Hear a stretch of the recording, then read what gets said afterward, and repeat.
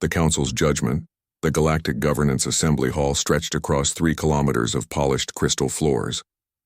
Representatives from 400 species gathered in their designated sectors, each area adapted to their specific environmental needs. The Aquarians floated in suspended water spheres. The Silicon Collective representatives glowed with internal heat in their pressurized chambers. The atmosphere hummed with translated voices, creating a symphony of galactic discourse. At the center of the massive chamber stood a raised platform where Prosecutor Zarketh of the Mordian hierarchy waited. His tall serpentine body coiled around the speaking column, his scales reflecting the ambient light in patterns that showed his confidence. Today's session had drawn an unusually large audience.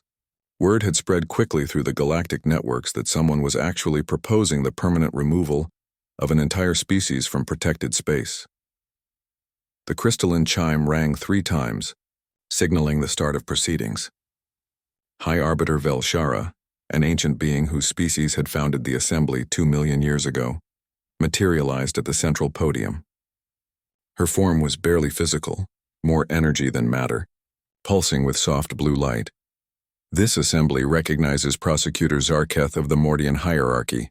Velshara's voice resonated through every translator simultaneously. You have requested an emergency hearing regarding humanity. State your purpose. Zarketh's scales rippled with satisfaction. He had prepared for this moment for 3 standard years. Honored Arbiter, esteemed assembly members, I come before you with a grave concern. Humanity, admitted to our assembly merely 230 years ago, has become a destabilizing force across civilized space. I propose their immediate expulsion and restriction to their home system. A wave of surprised murmurs rolled through the chamber.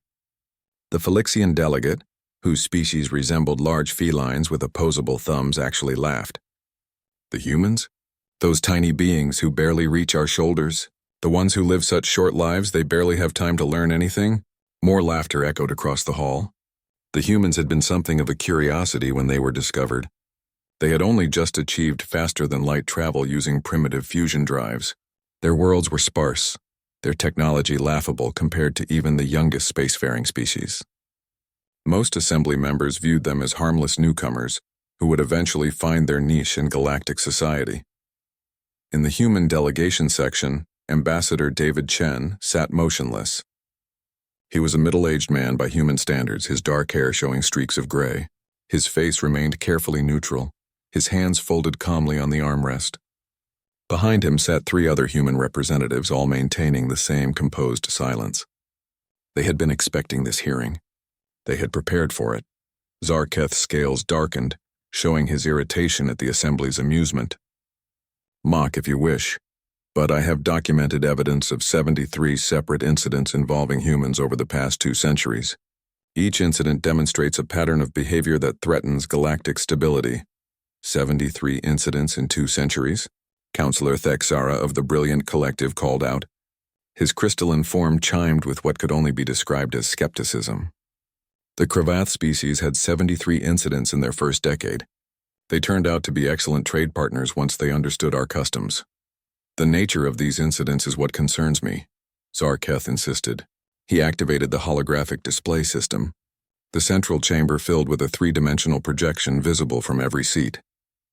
Let me show you what I mean. The first hologram showed a human trading post on a frontier world. The structure was modest, built from local materials and clearly designed for function over aesthetics. 3 human traders stood behind a counter serving various alien customers. This is Trading Post Delta 7 on the frontier world of Carax Prime, Zarketh explained. A standard human commercial operation. Notice anything unusual? The assembly members leaned forward, studying the image. Several seconds passed. Finally, Delegate Mornex of the Titanium clans spoke up. I see nothing remarkable. 3 humans, various customers, standard goods for trade. Exactly. Zarketh's scales shifted to show triumph. Now watch what happens when a dispute arises. The hologram began moving, showing the scene play out. A large Cravath customer, easily 3 times the size of the human traders, became angry about a price. His voice grew louder. He knocked items off the counter. The other customers moved away, clearly expecting the humans to offer a discount or call for security. Instead, the lead human trader, A woman with short blonde hair simply stood her ground. She did not raise her voice.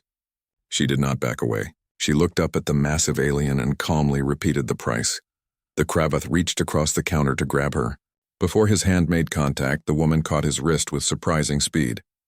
The other two human traders moved simultaneously, not attacking, but positioning themselves in a way that clearly communicated they would defend their colleague. The Cravath paused, surprised by the resistance. Then he laughed, seemingly impressed, and paid the original price.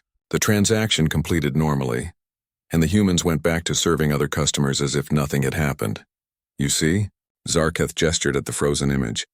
Humans do not follow the standard protocols. The Cravath is clearly the superior physical specimen. By all galactic customs, the humans should have negotiated or called for arbitration. Instead, they showed aggression. Counselor Thexara's crystalline form pulsed with what might have been confusion. They defended their commercial integrity. That seems reasonable. That is one interpretation. Zarketh's voice took on a darker tone. Now let me show you Incident 17. The hologram shifted to show a human exploration vessel. The ship was small, designed for a crew of perhaps 20 individuals. Its hull showed signs of long travel, with patches and repairs visible along its surface.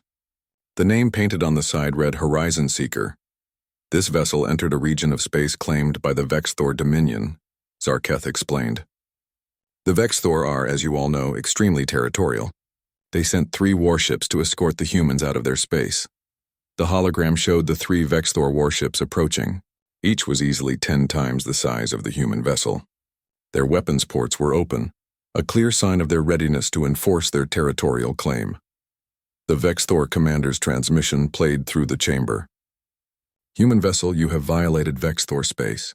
Power down your engines and prepare to be escorted to the border. The human captain's response came through clearly. It was a man's voice, calm and measured. Vexthor vessels, we received no warning that this region was claimed territory. Our star charts show this as neutral space. We request confirmation of your territorial boundaries. You request? The Vexthor commander's voice showed clear offense. You are in no position to request anything. Comply or be fired upon. Several assembly members shifted uncomfortably. The Vexthor were known for their aggressive enforcement of territorial claims. The humans should have immediately complied. It was the sensible course of action. But the human captain's next words made several delegates sit forward in surprise. Negative on powering down. We are on a peaceful exploration mission in what our records show as neutral territory. If you fire on us, you will be committing an act of war. We will defend ourselves. The chamber erupted in confused murmurs. Defend themselves? Against 3 warships? With what? The Vexthor commander apparently thought the same thing. His laugh echoed through the transmission. With what will you defend yourself, little human? Your ship carries no military weapons. You have no shields capable of withstanding our fire. You will be destroyed in seconds. Maybe, the human captain acknowledged, but we'll make those seconds count. And the second we're fired upon, an automatic distress signal broadcasts our sensor logs to every human vessel within 50 light years. Your act of aggression will be documented. You'll answer to the assembly for destroying a peaceful exploration vessel in disputed territory. The hologram showed several tense minutes as the Vexthor commander considered this. The humans did not power down. They did not flee. They simply held their position waiting. Finally, the Vexthor vessels withdrew and the human ship continued on its way. You see the pattern? Zarketh demanded. Humans do not follow standard threat assessment protocols. A logical species would have complied, then filed a complaint with the assembly. Instead, humans refused to back down even when facing overwhelming force. Ambassador Chen still had not moved from his seat. His expression remained neutral, but his eyes tracked every word, every reaction from the assembly members. Delegate Mornax of the Titanium clan spoke up again. I fail to see how this demonstrates a threat. The humans defended their rights using diplomacy and legal frameworks. They did not actually engage in combat, because they knew they would lose. Zarketh shot back. But what happens when humans believe they can win? Let me show you Incident 42. The hologram changed to show a research station orbiting a gas giant. The station was clearly a joint venture with sections built by different species. One section showed human construction, identifiable by its modular design and practical aesthetics. This is Research Station Gamma 9, Zarketh explained. A joint scientific facility studying exotic particles in the gas giant's upper atmosphere. 27 different species worked here, including 8 humans. The station was attacked by raiders seeking to steal the research data. The hologram showed 6 raider ships approaching the station. They were fast, well-armed, and clearly experienced in this type of operation. The station's security forces consisted of 4 armed guards. Zarketh continued. By standard protocol, the station administrator should have immediately opened all databanks to the raiders to prevent bloodshed. The research could be reconstructed. Lives could not, the assembly members nodded. This was indeed the standard protocol. Data was valuable but not worth dying for. The station administrator was a Belvorian named Teshkar, Zarketh said. He followed protocol. He ordered the guards to stand down and prepared to open the databanks. But then something unexpected happened. The hologram showed the interior of the station's command center. The Belvorian administrator was indeed preparing to surrender. But one of the humans, a young woman who worked in the research section, stepped forward. Administrator Teshkar, the woman said firmly, we have 3 months of data on exotic particle behavior. That information could revolutionize energy production for the entire galaxy. If raiders steal it, they'll sell it to the highest bidder. It could take decades for that information to become publicly available. Dr. Rebecca Torres, the administrator responded, his voice showing strain. I understand the value of the research, but I will not risk lives for data. Then don't risk the lives of the other researchers, Dr. Torres said. Evacuate them to the emergency pods. But some of us are willing to defend the station. What happened next made the assembly chamber go completely silent. Dr. Torres and the 7 other humans on the station refused to evacuate. They armed themselves with whatever they could find. Maintenance tools, cutting equipment, emergency flares. They convinced the 4 security guards to help them set up defensive positions. The raiders boarded the station expecting no resistance. Instead, they found 8 human scientists who had turned the research section into a defensive maze.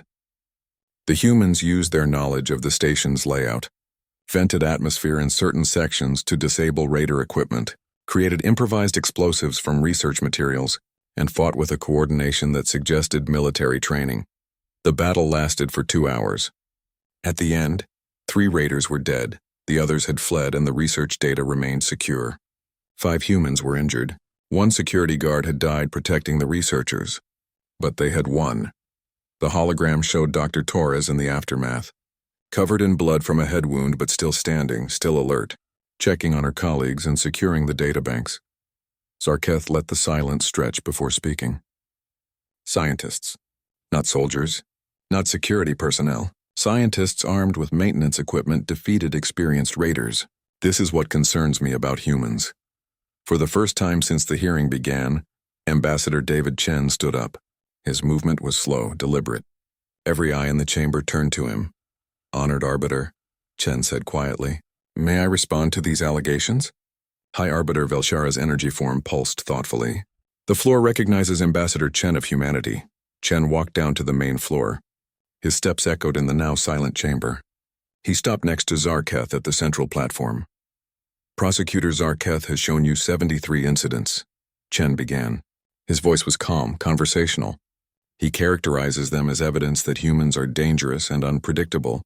I won't dispute his evidence. Everything he showed you is accurate.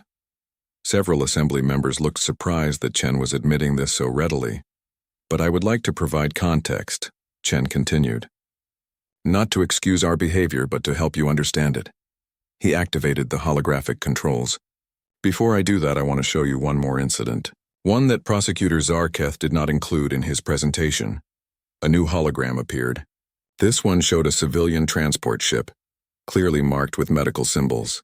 The vessel was larger than the exploration ship from earlier, but still modest compared to most galactic vessels. This is the medical transport vessel, Mercy's Hand, Chen explained. 2 months ago, it responded to a distress call from a colony world suffering from a plague outbreak. The colony was mixed species, including Mordians. Several delegates glanced at Zarketh, whose scales had gone completely still. The plague was highly contagious, Chen continued. Mortality rate of 60% without treatment. The colony had requested help, but their world was in a disputed border region. Most species were unwilling to risk their medical personnel in an area where territorial conflicts were ongoing. The hologram showed the Mercy's hand landing on the plague-stricken world. Human medical personnel emerged, wearing protective suits but clearly aware of the risks. 15 human doctors and nurses spent 3 weeks on that world, Chen said softly. They treated over 2,000 patients. They saved 1,400 lives. Among those saved were 73 Mordian colonists. The hologram showed exhausted human medical workers finally boarding their ship to leave. Several were clearly ill themselves, having contracted the plague despite precautions. 4 of those 15 humans died from the plague, Chen said. They knew the risks. They went anyway because people needed help. He turned to face Zarketh directly. Among the Mordian colonists they saved was a young child named Kreshitar. He was 3 years old at the time. The human doctor who saved him, Dr. Sarah Martinez, stayed by his bedside for 18 hours straight, monitoring his condition, adjusting his treatment, refusing to rest until she knew he would survive. Chen's voice remained gentle, but his words carried across the silent chamber. Kreshitar is your nephew, isn't he, Prosecutor Zarketh? Zarketh's scales went completely black, a sign of profound shock among Mordians. The assembly erupted in shocked murmurs. So when you compiled your list of 73 incidents showing how dangerous humans are, Chen continued, did you include the incident where humans saved your nephew's life? Or did you only include the incidents that supported your narrative? High Arbiter Velshara's form pulsed brightly. Prosecutor Zarketh, is this true? Zarketh remained motionless for several seconds. Finally, his scales shifted to dark gray, a Mordian expression of shame. It is true, he admitted quietly. Dr. Martinez saved my nephew's life.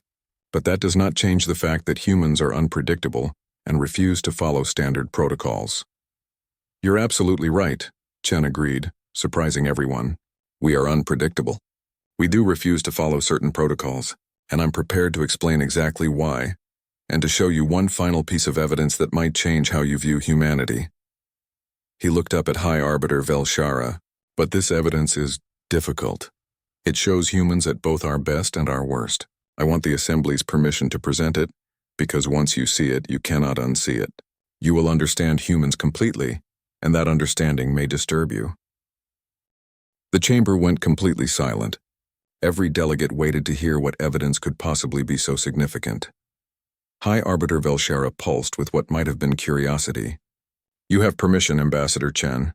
Show us what you believe we need to see. Chen nodded slowly. Very well. But first I need to explain something about human history, about how we became what we are. He pulled up a new hologram, this one showing Earth from orbit. The planet looked beautiful, blue and green and white, spinning peacefully in space. This is our home world, Chen said softly. To understand why humans behave the way we do, you need to understand what shaped us. And I'm going to show you something that no human has ever shared with another species before. The hologram began to change, zooming down toward Earth's surface, moving backward in time. I'm going to show you the day humanity learned that some things are worth dying for, Chen said, and why we can never unlearn that lesson. The hologram solidified, showing a scene from Earth's past. The assembly leaned forward, completely focused now, waiting to understand the mystery of human behavior. And Ambassador David, Chen began to tell them a story that would change how the galaxy viewed humanity forever. The truth revealed, the hologram showed a city on Earth, but not the gleaming metropolis that many assembly members had seen in human promotional materials. This was something older, grainier, recorded with primitive technology. The buildings were simple, made of concrete and steel. Vehicles moved on paved roads rather than flying through the air. The date stamp in the corner read nearly 400 years before humanity achieved spaceflight. Ambassador David Chen stood silently for a moment, letting the assembly absorb the scene. When he spoke, his voice carried a weight that made even the most skeptical delegates pay attention. This is the city of Warsaw, Chen said quietly. The year is 1944 by our old calendar. At this time, humanity was engaged in what we call the Second World War. Our species was fighting against itself, as we often did before we reached the stars. The hologram shifted, showing soldiers marching through streets, people being forced from their homes. The images were difficult to watch, even for species that had no emotional connection to humanity. Part of our world was controlled by a regime that believed certain groups of humans were inferior, Chen continued. His voice remained steady, but something in his eyes showed deep pain. They systematically murdered millions of people. Men, women, children. They built facilities specifically designed for mass killing. A ripple of horror spread through the assembly. Several delegates made sounds of distress in their native languages. Even species that viewed humanity as primitive were shocked by this revelation. "I show you this not to excuse it," Chen said firmly. "This is our greatest shame, the fact that we were capable of such evil. But I show you this because you need to understand what happened next. You need to understand the choice that some humans made."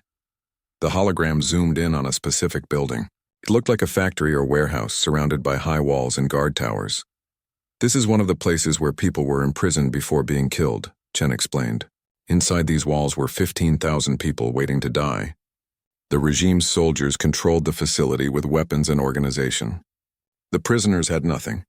They were starving, weak, diseased. By any logical calculation, they had no chance of survival."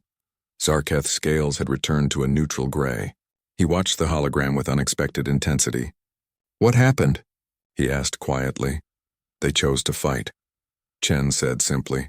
The hologram showed what happened next. The prisoners somehow had acquired a handful of weapons. Not military equipment, just a few pistols and rifles smuggled in by sympathizers. They had also made improvised explosives from whatever materials they could find. On this day, knowing they were going to die anyway, a group of prisoners decided that if they had to die, they would die fighting. Chen's voice grew softer. They called it an uprising. 750 people chose to fight against 2,000 trained soldiers. The hologram showed the battle that followed. It was chaotic, brutal, desperate. The prisoners fought from buildings, from tunnels they had dug, from rubble and ruins. They had almost no ammunition. Most fought with makeshift weapons or their bare hands. But they fought. The battle lasted 28 days, Chen said. The regime's forces had artillery, tanks, aircraft. The prisoners had courage and the absolute certainty that they were already dead. So they fought with everything they had. The assembly watched in absolute silence as the hologram showed small groups of humans fighting impossible odds. They saw prisoners who could barely stand from starvation fighting trained soldiers. They saw young and old alike refusing to surrender, even when buildings collapsed around them. At the end of 28 days, the regime's forces finally crushed the uprising, Chen said. His voice was barely above a whisper now. Of the 15,000 people who had been in that place, fewer than 100 survived. But in those 28 days, those prisoners killed or wounded over 3,000 regime soldiers. They destroyed tanks, downed aircraft, and most importantly, they proved something. He paused, looking around the chamber. Every delegate was completely focused on him now. They proved that some things matter more than survival, Chen said. They proved that dignity matters, that freedom matters, that the right to exist as a thinking, feeling being matters more than simply continuing to breathe. They chose death with honor over life in chains. High Arbiter Velshara's energy form pulsed slowly. This is the foundation of human behavior. This memory of choosing to fight impossible battles. Not just this one event, Chen replied. But yes, this pattern repeats throughout our history. Again and again, humans have chosen to fight rather than accept injustice, even when fighting meant certain death. This is woven into who we are now. He changed the hologram to show a different scene. This one was more recent, taken in space. A human colony ship drifted among the stars, clearly damaged. Emergency lights flickered across its hull. This is the colony ship New Dawn, Chen explained. 3 months ago, it suffered a catastrophic reactor failure while carrying 5,000 colonists to a new world. The ship was dying. They had perhaps 6 hours before life support failed completely. The hologram showed the interior of the ship. Humans moved frantically through corridors trying to repair systems that were clearly beyond saving. In the passenger sections, families held each other. Parents comforted crying children. The atmosphere was thick with fear. A Phylixian merchant vessel detected their distress signal, Chen continued. The merchant captain, whose name was Rix Tala, changed course to help. But there was a problem.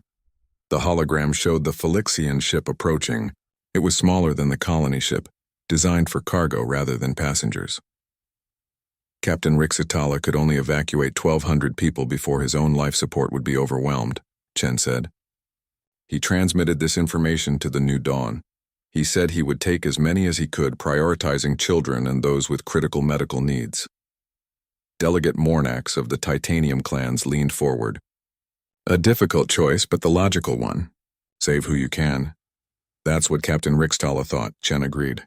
But then the New Dawn's captain, a woman named Jennifer Park, made a different proposal. The hologram showed Captain Park's transmission. She was in her 40s, her face lined with stress but her eyes clear and determined. Captain Rixtala, Park's recorded voice played through the chamber. I appreciate your offer to rescue some of our people, but I'm going to ask you to do something else. Take only our children. Every person under the age of 18. That's approximately 850 individuals. The Felixian captain's confused response came through. Captain Park, that would leave nearly 4,000 adults to die. Surely you want to save some adults as well? Parents, medical personnel, engineers? The children are our priority, Park replied firmly. If humanity loses 4,000 adults, we survive. If we lose 850 children, we lose our future. Take the children. All of them. The hologram showed what happened next. Human parents carried their children to the docking ports. The scene was heartbreaking. Children crying for their parents. Parents saying goodbye, knowing they would never see their children again. But not one adult tried to take a child's place. Not one parent pushed ahead to save themselves. 850 children were transferred to the Felixian vessel, Chen said softly. The adults remained on the dying colony ship. They had 3 hours left when the children's evacuation was complete. The assembly chamber was completely silent except for the soft sounds of the hologram. Several delegates were openly showing distress. Captain Rixtala asked Captain Park if she had any final messages. Chen continued. Do you know what she said? He let the question hang for a moment before playing Park's final transmission. Tell our children that humanity's greatest strength is not our technology or our intelligence. Park's voice came through, calm despite the circumstances. It's our willingness to sacrifice for those who come after us. Tell them to live well. Tell them to be kind. Tell them to remember us but not to be limited by our deaths. Tell them to reach for the stars and never stop reaching. The hologram showed the New Dawn's reactor finally failing. The ship went dark. The life support stopped. 4,137 humans died in those final minutes. But 850 children lived, Chen said quietly. Captain Rixtala brought them safely to the nearest human settlement. Those children grew up. They became scientists, engineers, teachers, parents themselves. They are alive today because 4,000 adults chose to die so the next generation could live. He turned to face the assembly directly. This is why humans behave the way we do. This is why Dr. Torres and 7 other scientists fought raiders to protect research data. This is why Captain Park chose to save children over adults. This is why we refuse to surrender even when logic says we should. Chen's voice grew stronger. We know that survival is not the highest good. Sometimes there are things worth dying for. Knowledge is worth dying for because it benefits future generations. Children are worth dying for because they are the future. Freedom is worth dying for because life without freedom is not truly life. Prosecutor Zarketh's scales shifted through several colors rapidly. But this makes you dangerous, he said, though his voice had lost its earlier confidence. If you do not value survival above all else, if you are willing to die for abstract concepts, how can we predict your behavior? How can we coexist with you? By understanding that our willingness to die for principles makes us the most reliable allies in the galaxy, Chen replied immediately. Let me show you one more thing. He pulled up a new hologram. This one showed a space station, but not a human one. The architecture was distinctly Hive Mother, all organic curves and crystalline structures. 6 weeks ago, the Hive Mother research station Chrysalis 7 was attacked by an unknown hostile force, Chen explained. The attackers were using advanced stealth technology. They overwhelmed the station's defenses in minutes. 52 Hive Mother researchers were trapped inside with no way to escape and no hope of rescue. The hologram showed the attack in progress. Energy weapons tore through the station's hull. Hive Mother workers fled through corridors trying to reach escape pods that had already been destroyed. The nearest military vessel was 8 hours away, Chen said. The station would be destroyed in less than 30 minutes. There was no hope. He paused, letting the tension build. Except for one thing. A human cargo ship was passing through the system. The vessel was called Relentless Spirit, captained by a man named Marcus Webb. The hologram showed a battered cargo ship changing course toward the station. Its design was purely functional, designed to haul containers between systems. It had no weapons, minimal shields, and a crew of only 6 people. Captain Webb intercepted the distress call. Chen continued. He knew his ship couldn't fight the attackers. He knew that approaching the station would almost certainly result in his own death. The logical choice was to continue on his way and report the attack to the authorities. Ambassador Chen looked directly at Zarketh. Do you know what Captain Webb did? Zarketh's scales had gone completely still. He went to help them, the Mordian said quietly. Yes, Chen confirmed. He went to help them. The hologram showed the relentless spirit accelerating toward the station at maximum speed. Captain Webb's transmission to his crew played through the chamber. Listen up, people. Webb's voice was calm, almost casual. We've got 52 Hive Mother researchers about to die. We can't fight the attackers, but we can give those researchers a chance. I'm taking us in. Anyone who wants to object, speak now. There was silence on the transmission. Then a woman's voice came through carrying a slight smile. No objections, Captain. Let's go save some bugs. What the cargo ship did next demonstrated human tactical thinking at its finest. The relentless spirit couldn't fight, but it could serve as a distraction. Captain Webb brought his ship between the attackers and the station, using his vessel as a shield. He vented cargo containers to create debris fields that disrupted the attackers' targeting systems. He broadcast false signals that made it seem like military reinforcements were arriving. The attackers, confused and concerned about potential reinforcements, broke off their assault. They fled the system, leaving the damaged station intact. Captain Webb managed to dock with the station, Chen said. His ship took heavy damage in the process. 2 of his crew were killed by enemy fire, but he got all 52 Hive Mother researchers onto his cargo ship and evacuated them to safety. The hologram showed the relentless spirit limping away from the destroyed station. Its hull breached in multiple places, but with the Hive Mother researchers safely aboard. When the Hive Mother government offered Captain Webb a substantial reward for saving their people, Chen continued. Do you know what he said?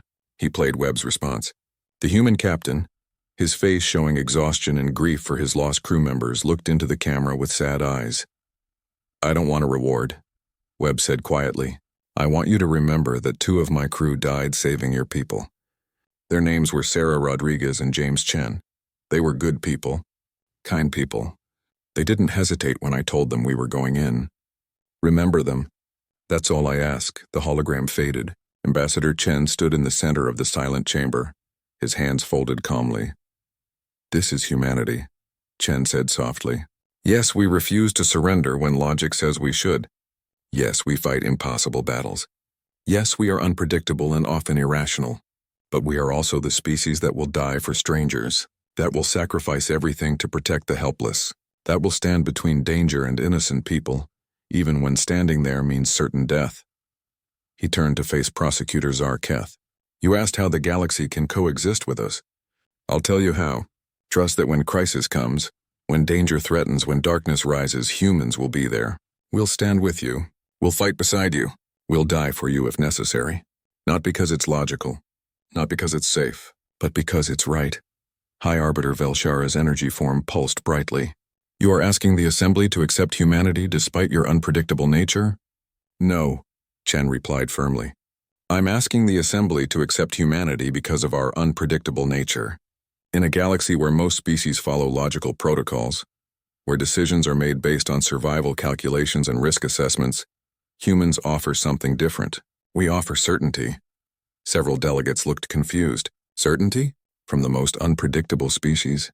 If you are attacked by enemies who outnumber you, who outgun you, who should defeat you by any logical calculation, can you count on most species to stand with you? Chen asked the question to the entire assembly. Or will they make the logical choice to withdraw to negotiate to preserve their own forces? The silence that followed answered his question. Every species had survival protocols. Every species would choose self-preservation over unlikely victories. But humans will stand, Chen said quietly, even when we shouldn't, even when we can't win, even when it costs us everything. That is our nature. That is our gift to the galaxy. Certainty that when you need someone to stand beside you against impossible odds, humans will be there. He paused, looking around the chamber. So yes, ban us if you wish. Restrict us to our home system because we don't follow your protocols. But ask yourselves this. When the next crisis comes, and it will come, do you want humans standing with you or not? The assembly chamber erupted in discussion. Delegates argued with each other in dozens of languages. Some looked convinced. Others looked uncertain. A few still looked skeptical. Then the Hive Mother delegate stood. Her crystalline form caught the light, creating rainbow patterns across the chamber. The discussion died down as everyone turned to listen. "I am designate Krishtala of the Hive Mother Collective," she announced formally. "My people were the ones saved by Captain Webb and his crew. I have been authorized to make a statement on behalf of the collective." She looked directly at Prosecutor Zarketh. "The Hive Mother Collective has studied humanity for 2 centuries. We have analyzed their behavior, attempted to predict their actions, tried to understand their motivations. We failed.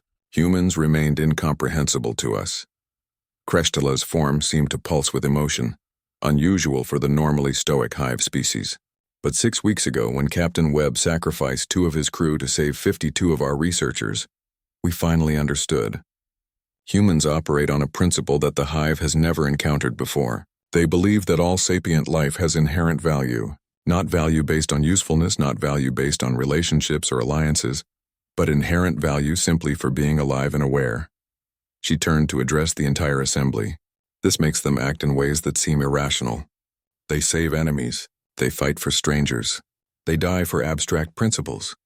But it also makes them the most trustworthy species in the galaxy. Because if humans believe all sapient life has value, then they will protect all sapient life, including ours." Krishtala's voice grew stronger. "The Hive Mother Collective votes against any motion to ban humanity from galactic space. Furthermore, we propose that humanity be granted full membership status in the Assembly, with all rights and privileges therein. They have proven themselves worthy not by following our protocols, but by showing us a better way." The chamber exploded with sound. Dozens of delegates spoke at once. Some voiced agreement. Others raised objections. The debate raged for several minutes until High Arbiter Velshara's form pulsed with blinding light, calling for silence. "We will proceed to a vote," Velshara announced. "All in favor of Prosecutor Zarketh's motion to ban humanity from protected space, register your vote now." Lights appeared throughout the chamber as delegates voted. Chen watched calmly, his expression unchanged. When the votes were tallied, High Arbiter Velshara announced the result. 73 votes in favor of the ban, 327 votes against. "The motion fails." Chen allowed himself a small smile. 73 votes. The same number of incidents Zarketh had documented, somehow fitting. "Furthermore," Velshara continued, "we will now vote on the Hive Mother Collective's proposal to grant humanity full Assembly membership status. Register your votes." This time the voting took longer. Chen knew this was significant. Full membership meant humanity would have equal say in galactic governance. It meant access to advanced technology, trade agreements, and mutual defense pacts. It was far more than they had hoped for. The votes came in. When they were tallied, Velshara's form pulsed with what might have been satisfaction. 351 votes in favor, 49 against. The motion passes. Humanity is hereby granted full membership in the Galactic Governance Assembly, effective immediately. The chamber erupted in applause, not from all delegates, but from enough to create a roar of approval. Chen felt tension he didn't know he'd been carrying release from his shoulders. They had done it. Humanity was accepted. Prosecutor Zarketh approached Chen as the applause died down. His scales showed a complex pattern of colors that Chen's translator struggled to interpret. Respect perhaps mixed with something like resignation. "Ambassador Chen," Zarketh said quietly, "you were right about my nephew. Dr. Martinez did save his life, and I have spent 3 years trying to repay that debt by protecting the galaxy from what I saw as a human threat." "You were trying to protect your people," Chen replied calmly. "I understand that." "I still believe humans are dangerous," Zarketh said. "I still believe you are unpredictable. But today you showed me that perhaps danger and unpredictability are not always negative traits. Perhaps the galaxy needs species that do not always follow logical protocols." He extended one scaled hand in a human gesture of respect that Chen recognized as significant. "Welcome to full membership, Ambassador. I hope humanity proves worthy of the trust my colleagues have placed in you." Chen shook the Mordian's hand firmly. "We'll do our best. That's all any species can do." As the assembly session ended and delegates began filing out, several stopped to congratulate Chen or speak with him about potential partnerships. The human delegation, so long viewed as junior members barely worth noticing, were now equal participants in galactic governance. Later, as Chen prepared to leave the assembly hall, the Phylixian delegate approached. It was the same delegate who had laughed at the beginning of the hearing, mocking humanity's physical limitations.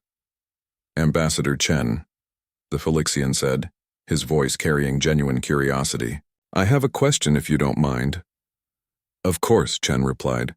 "Everything you showed us today, all those incidents where humans fought impossible battles or sacrificed themselves for others, that's not normal for us. Most species would view that as aberrant behavior, possibly signs of mental instability." The Phylixian paused, choosing his words carefully. Do humans ever question whether this trait is a benefit or a curse? Chen was quiet for a moment, considering the question. "All the time," he finally said. "Human history is filled with debates about whether our tendency toward self-sacrifice is noble or foolish, whether our refusal to surrender is bravery or stupidity, whether our protection of the weak is morality or evolutionary disadvantage. And what conclusion have you reached?" the Phylixian asked. "That it doesn't matter," Chen said simply. "This is who we are. We can no more stop protecting the helpless than we can stop breathing. We can no more accept injustice than we can accept death. It's woven into our nature, and yes, it gets us killed sometimes. It leads us into battles we can't win. It makes us irrational and unpredictable." He smiled slightly. "But it also means that when you need someone to stand with you, truly stand with you regardless of the cost, you can count on humanity. In a galaxy full of logical, rational species who make sensible decisions based on survival calculations, humans offer something rare. We offer loyalty that isn't based on benefit, protection that isn't based on alliance, sacrifice that isn't based on expectation of reward." The Phylixian was quiet for a moment, then nodded slowly. "Thank you, Ambassador. I think I'm beginning to understand." As Chen finally left the assembly hall, walking through the corridors toward the human delegation's quarters, he thought about everything that had happened. The galaxy had accepted humanity not despite their unpredictable nature, but because of it. They had seen human sacrifice, human courage, human stubbornness, and recognized it as valuable. He thought about Captain Park, choosing to die so children could live. About Captain Webb, sacrificing his crew to save Hive Mother researchers. About Dr. Torres, fighting raiders with maintenance tools to protect research data.